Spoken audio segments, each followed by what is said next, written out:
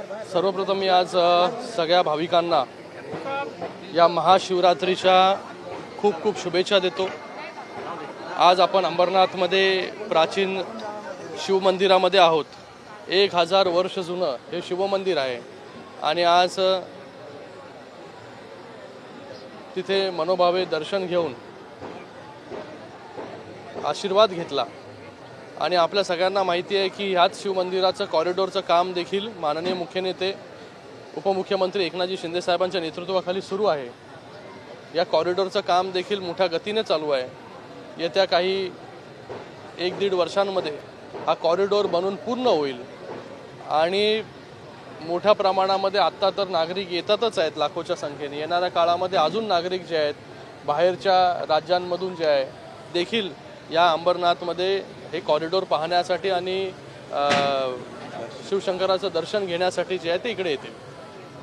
Sir, आपण जर बघितलं काँग्रेसचे प्रदेशाध्यक्ष हर्षवर्धन सपकाळ यांनी टिपू सुलतानची तुलना छत्रपती शिवाजी महाराजांची। सगळ्यात अगोदर मला वाटतं त्यांचा निषेध जेवढा आपण करू तेवढा कमी आहे आणि मला वाटतं गेले अनेक वर्षापासून काँग्रेसची जी संस्कृती राहिलेली आहे, जी धोरणा राहिलेली आहे, धारणा राहिलेली आहे, ही आपण पाहताय की विशिष्ट एका जातीला समुदायाला धर्माच्या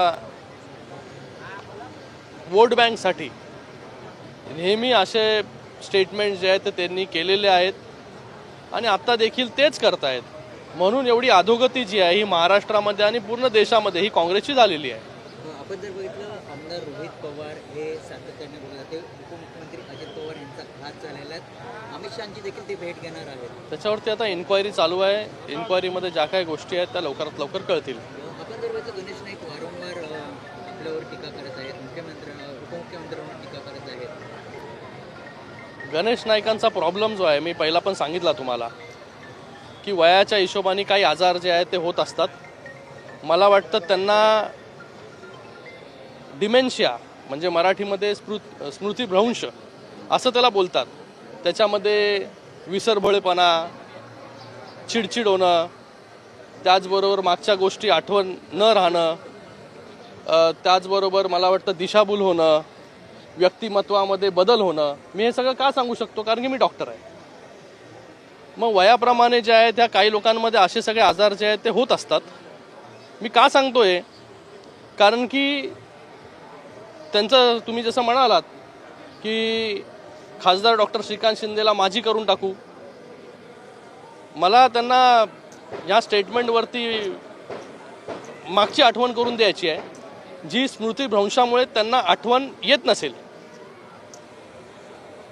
यांच्या घरामध्ये 2 मुलं आणि हे स्वतः माझी झालेले आहेत। लोकांनी माझी देत केलेलं आहे। माननीय शिंदे साहेब ज्यांच्यावरती हे टीका करत असतात वारंवार, एका नवख्या उमेदवाराला आनंद परांजपे त्याचं नाव, त्यांना उभं करून आणि त्यांना जिंकून आणून कोणाच्या समोर जिंकले होते? यांच्याच समोर, यांच्याच मुलाच्या समोर जिंकून आणून एका नवख्या उमेदवाराला खासदार करण्याची किमया माननीय मुख्य नेते उपमुख्यमंत्री एकनाथजी शिंदे साहेबांनी केली। एकदा नाही 2दा केली, 2दा माझी करण्याचं काम केलं। त्याचबरोबर तुम्हाला देखील तुमच्याच पक्षाच्या मंदा म्हात्रे यांनी देखील माझी करण्याचं काम केलं। त्याचबरोबर आत्ताच रिसेंटली ज्या मुलाचं तिकीट कापलं, मुलाचा राजकीय बळी घेतला स्वतःसाठी आणि स्वतः जे आहे त्या ठिकाणी उभे राहिले, त्या मुलाला देखील लोकांनी पाडण्याचं काम म्हणजे माझी करण्याचं काम ऑलरेडी केलेलं आहे।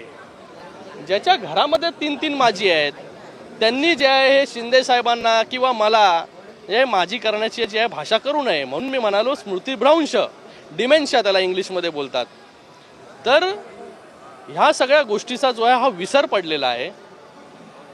माझ्या कल्याण लोकसभेमध्ये अंबरनाथ, उल्हासनगर, कल्याण डोंबिवली महानगरपालिका आणि ठाणे महानगरपालिकेमधील 25 नगरसेवक हे शिवसेनेने जे आहे स्वतःच्या ताकदीवरती इथे तिन्हीकडे शिवसेनेची सत्ता जी आहे स्थापन केलेली आहे।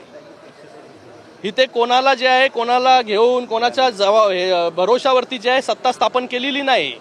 100% सत्ता जी आहे शिवसेनेची आहे या कल्याण लोकसभेमध्ये। त्याचबरोबर जर जास्त खुमखुमी असेल तर येणाऱ्या लोकसभेमध्ये कल्याण लोकसभा किंवा ठाणे लोकसभा जिथे उभं राहायचं आहे तुम्हाला किंवा तुमच्या मुलाला, ओपन चॅलेंज, कळलं?